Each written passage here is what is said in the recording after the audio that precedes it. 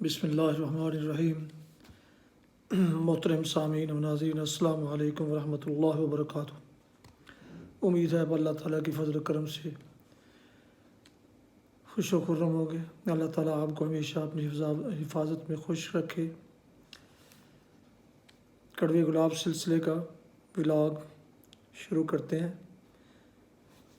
Vlog ہے آج کا، مضمون ہے جاگتے رہنا بھئی۔ اس مضمون کو جناب محمد سلیم بٹ صاحب کی کتاب کڑوے گلاب سے لیا گیا ہے۔ شروع کرتے ہیں آج کا ولاگ جاگتے رہنا بھئی۔ پاکستانیوں کی ایک بڑی اکثریت کو انڈیا سے سخت نفرت ہے، جس کی بنیاد مسلمانوں کے ساتھ ہندوؤں کا متعصبانہ اور انہیں تباہ و برباد کرنے کی ان کی ہمہ وقت پالیسی اور کوشش ہے۔ ہم ان پاکستانیوں کے جذبات کی انتہائی قدر کرتے ہیں۔ یہ لوگ انڈیا کے حالات جاننا تو کجا، اس کے متعلق سوچنا بھی نہیں چاہتے۔ یہ وہ مقام ہے جس سے ہم اتفاق نہیں کرتے۔ ہمارا مشورہ ہے کہ وہ سوچ کے زاویے کو تھوڑا سا بدلیں۔ زاویے سے ہماری مراد یہ نہیں کہ وہ اس کے متعلق کوئی نرم رویہ اپنائیں، بلکہ اس بات کو ہمیشہ اس ذہن میں رکھیں کہ ہندوستان میں اسلام کی آمد کے موقع پر ہندو معاشرے میں ذات پات اور اونچ نیچ کے نظام کی وجہ سے ایک طرف تو پسے ہوئے طبقوں اور دوسری طرف روشن دماغ ہندوؤں نے اسلامی تعلیمات سے متاثر ہو کر اسلام قبول کر لیا۔ یوں رفتہ رفتہ اسلام کے پیروکاروں نے طاقت پکڑ لی اور چھوٹی چھوٹی ریاستوں یعنی اسٹیٹس کی صورت میں حکومتیں قائم کیں، اور آخرکار اپنی حکمت عملی، بہادری، زور بازو اور جنگی فنون میں مہارت کی بنیاد اور بل پر ہندوستان کی ریاستوں کو زیر نگیں کر کے ایک عظیم مملکت ہند کی شکل دی۔ یوں صدیوں یہاں حکومت کی، پھر تیر اور تلوار چھوڑ کر حسن اور زن کے اسیر ہوئے تو تب اندلس میں رہے نہ ہندوستان میں۔ یوں ذلت اور رسوائی ان کا مقدر ٹھہری۔ تاہم پھر صدیوں بعد مسلمانوں کو ایک زمین کا ٹکڑا ملا جس پر وہ سبز ہلالی پرچم لہرا سکے۔ وہ یقینی طور پر دیگر محب وطن، محب قوم لیڈروں اور لیڈر اعظم، قائد اعظم کی بصیرت اور معاملہ فہمی کی وجہ سے بنا۔ ایک دفعہ جناب گاندھی نے کسی مسئلہ پر اپنے خیالات کا اظہار کیا، جس پر اگلے دن اخبارات نے نمایاں سرخیاں لگائیں اور اداریے لکھے، لیکن جناب گاندھی نے 8 پیروں کے بعد اسی خبر سے لا تعلقی کا اظہار کرتے ہوئے اس کی تردید کر دی۔ قائد اعظم نے ان کی ذہنیت کی کیا عکاسی کی؟ انگلش میں ان کے الفاظ ہیں، "He never means what he says and he never says what he means"۔ اور علامہ اقبال نے اسے یوں بیان کیا، "نگہ دارد برہمن کار خود را، نمی گوید بکس اسرار خود را، مرا گوید کہ از تسبیح بگذر، بدوش خود برد زنار خود را"۔ اس بات کو ہمیشہ ذہن میں رکھیے کہ زمین کا یہ ٹکڑا اور ہرالی پرچم اکھنڈ بھارت کا خواب دیکھنے والوں کو برداشت نہیں۔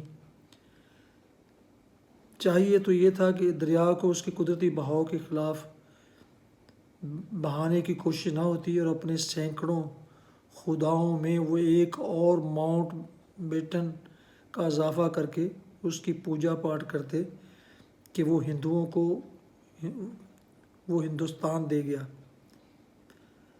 جس کا کبھی ان کی تاریخ میں وجود نہ تھا۔ لیکن جیسے کسی کو گھی نہیں پچتا، ایسے ہی ان کو مفت میں ملا ہندوستان نہیں پچ رہا۔ انہوں نے جوناگڑھ، حیدرآباد اور کشمیر پر قبضہ کیا اور پاکستان کو 2 لخت کرنے کے بعد علاقے کا تھانے دار بننے کا خواب دیکھنے لگا۔ ہم ذاتی طور پر ہندوستان کے ممنون ہیں کہ اس نے پاکستان کے ساتھ اتنی زیادتیاں کی کہ اسے زندہ رہنا سکھا دیا۔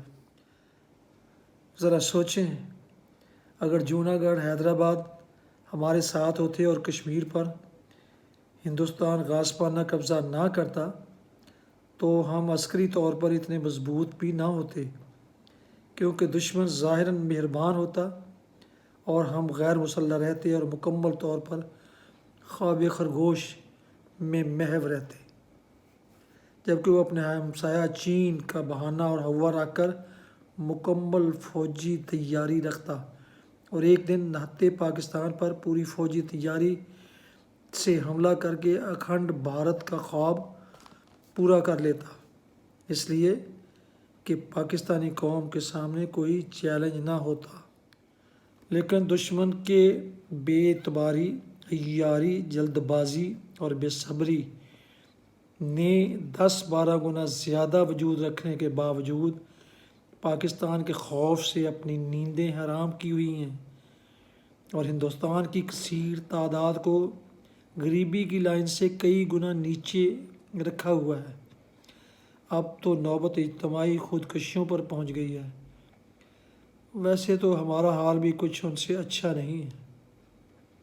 ہاں، اگر وہ دوست بن کر یہ تمام فروعی مسائل حل کر دیتے اور خربہ ڈالر فوجی خریداری کی بجائے عوام کی بھلائی اور ان کے روزگار پر خرچ ہوتے تو یہ ملک ترقی یافتہ ملکوں میں کی سب میں شامل ہوتا اور ساتھ ہی پاکستان بھی خوشحال ہوتا، کیونکہ دونوں ملکوں کے عوام انتہائی قابل اور محنتی ہیں۔ ہندوستان اپنے اور ہمارے عوام کو اس حالت تک پہنچا کر بھی دم نہیں لے رہا اور دنیا کے کسی ملک میں ہونے والی تخریب کاری کا الزام واردات کے وقوع پذیر ہونے والے ملک کے بولنے سے پہلے ہی پاکستان پر دھر دیتا ہے۔ آگرہ ملاقات نے حالات نرم کیے، لیکن پھر لوک سبھا پر حملے نے تعلقات میں تناؤ پیدا کیا۔ فوجیں آمنے سامنے آ گئیں، بس یوں لگتا تھا کہ پیاسی دھرتی خون مانگتی ہے، لیکن بات ٹل گئی۔ دونوں ملکوں کے اربوں روپے خرچ ہو گئے۔ بھارتی وزیر اعظم شری واجپئی اسلام آباد میں ہونے والی سارک کانفرنس میں سینکڑوں نہیں آئیں گے کی خبروں کے بعد بالآخر اسلام آباد تشریف لے آئے۔